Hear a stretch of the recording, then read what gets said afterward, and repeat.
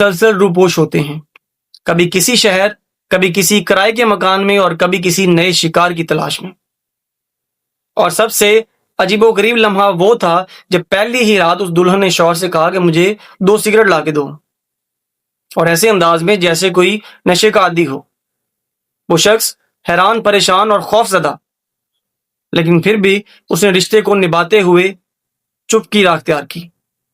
یہ صرف ایک فرد کی کہانی نہیں ہے، یہ ہمارے معاشرے کا عکاس ہے، جہاں غریب اور جو سادہ لوگ بندے ہیں ان کے جذبات کے ساتھ کھیلا جاتا ہے، ان کی مجبوری اور ان کے بچوں کی معصومیت کا فائدہ اٹھایا جاتا ہے۔